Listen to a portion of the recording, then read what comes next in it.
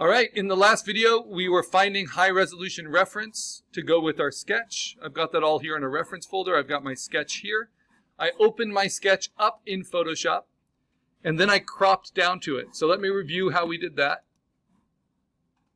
So here I have my sketch directly from its native file. And the first thing I need to do is the crop tool. It's the 5th tool down. You don't need any of the specialized things. You just want the regular crop tool.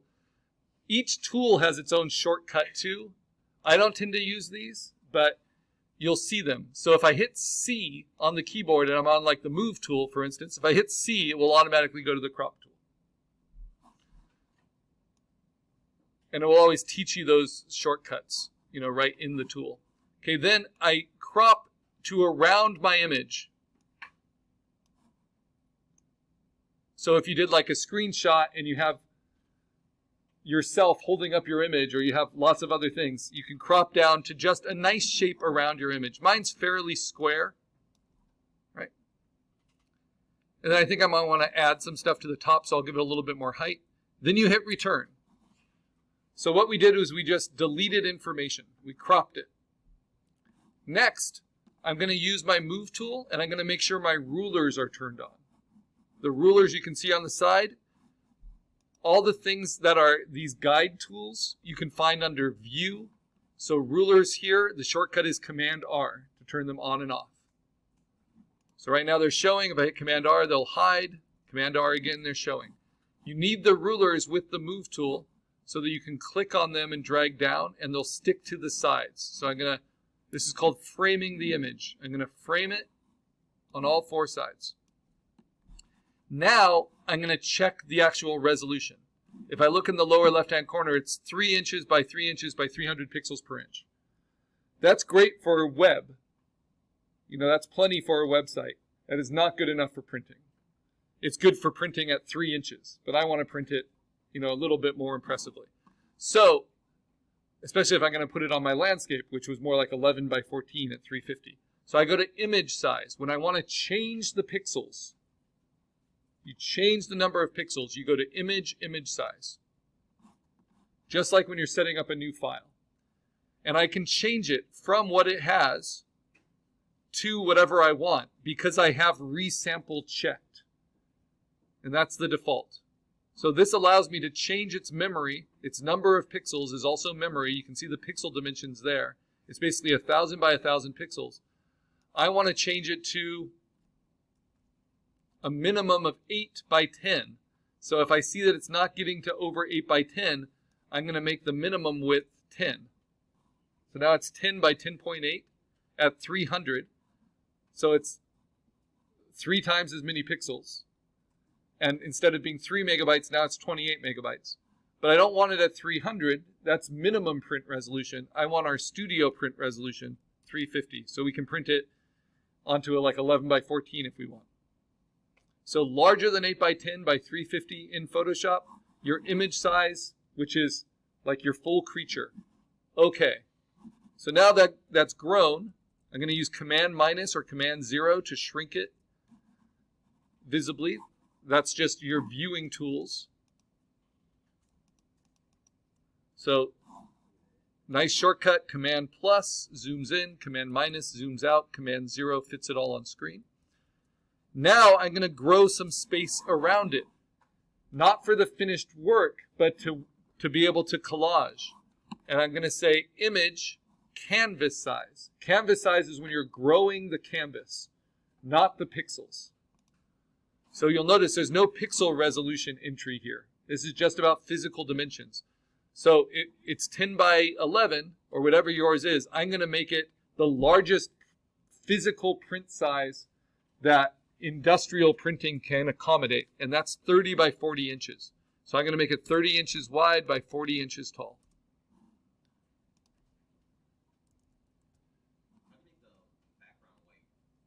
So mine was white because I had flattened it, and then under canvas size, you'll see the option for the color of the background, right?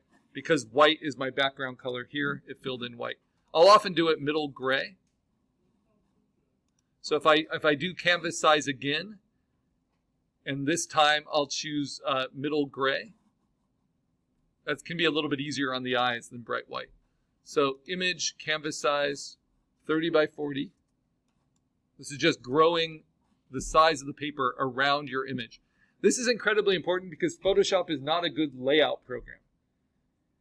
You know, it's not InDesign or what I learned on in the 90s, Quark Express. It's not something where you lay things out. So the only way to ensure that you're growing something from the center is to do canvas size. That centers something with exact measurements. Okay, so now the background, I'm actually going to do it with gray. And now we have a nice like middle gray background. Those guides are important because they show me what my actual finished product, the size it's going to be. But this gives me room. This is like my drafting table. This is my finished product. I need to bring those different, magazine pages into the program. So now I go to my references, and I'm only going to bring in the ones I'm really excited about. So I know I want to use these seagull wings. And you see they're already about the right size. So then I'm just going to hit return to place it. It's still a smart object. Just leave it there. If I want to quickly do a rough cutout, I just want to turn off my guides first. You can do that under View and Show and Guides, but you can see the shortcut is Command semicolon to turn them off.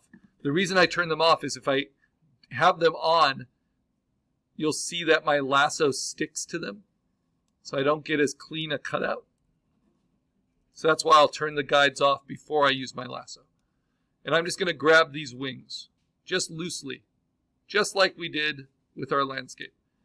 And then I lassoed it with the smart object. So how do I duplicate what I selected onto a new layer that's rasterized? Command J. And let's see, I always just do Command J. And I don't know that shortcut is taught anywhere, but Command J will duplicate your selection or your layer. That means I can delete my smart object. And now I have a rasterized cutout already sized. Okay, let's bring in the next reference. I know I want to use this neck. So I don't need it quite so big, so I'm going to shrink it down a little. But maybe not all the way. Then hit return, and then do a loose cutout. I might as well use that beak, and I want overlap with the chest. So I'm using a lot of this reference. And it's handy that it's on blue, so it's easy to cut out. So then Command J, delete the smart object. Next. I think I want to use, did I get the bumblebee? I thought I got a bumblebee.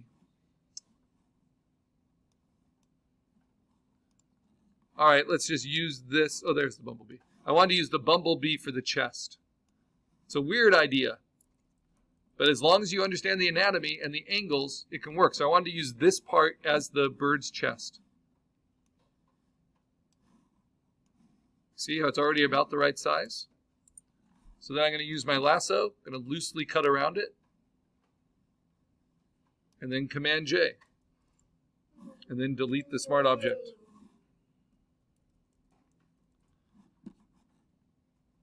So if I'm just showing you really quickly how this works, it's like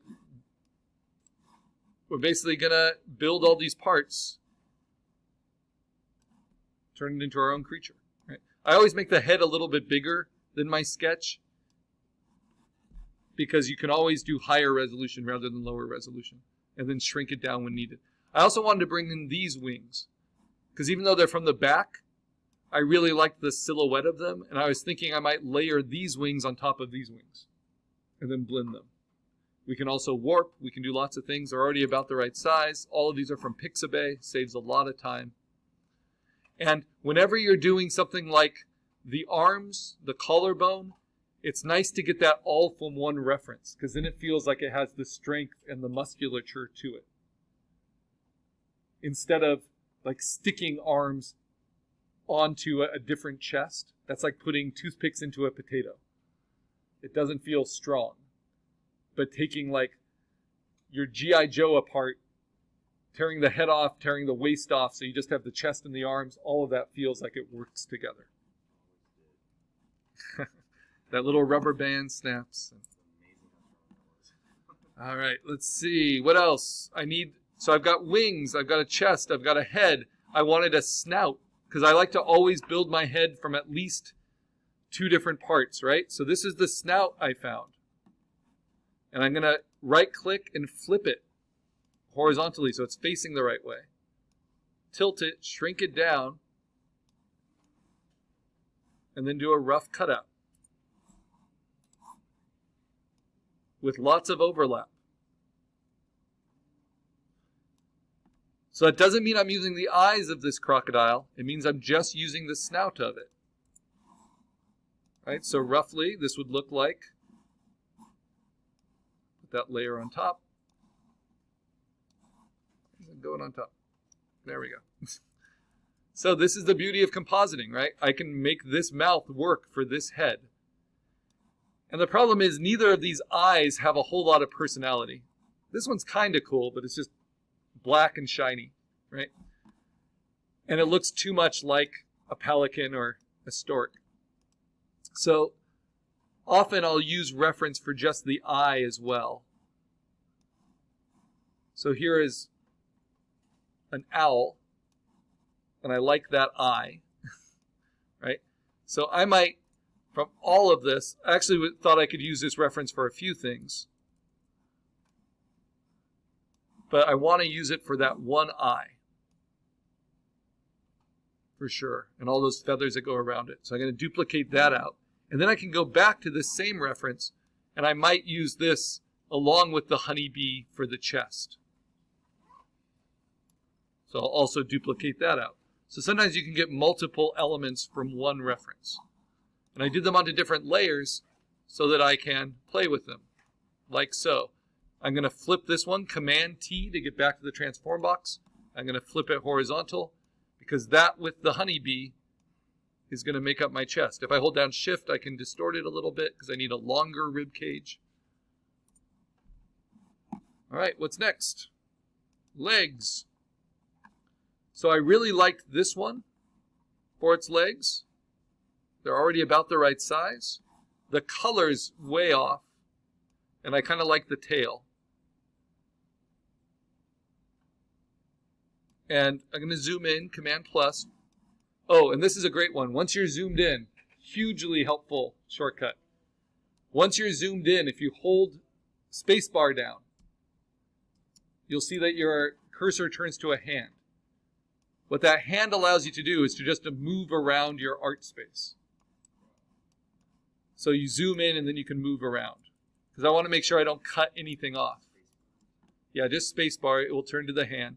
And now I want to add to my selection by holding down Shift to make sure I get all of those feet in there. Okay, now I hit Command-J, duplicate it, delete the smart object. Right. Or don't delete the smart object and maybe steal something else from it. Because even though I wasn't looking for this, that's a crazy bill, right?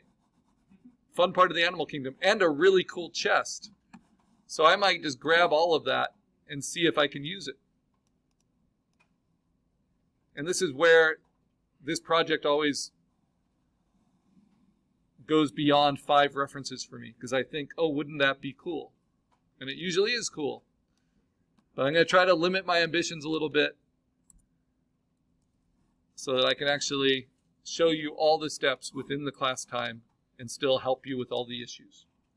So secondary references, right? But you can see how those legs are going to work pretty well. I wish they were sharper, but I can always replace the feet. So I might as well leave those where they are for now. All right. Is there anything else I need? I was thinking I use this flower at the back of the head.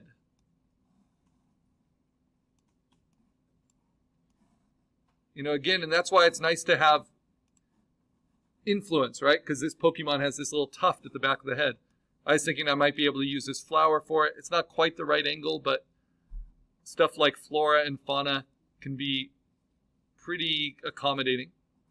And so what am I going to do? I'm going to do a rough cut of it. It's bigger than I need. That's okay for now. I like the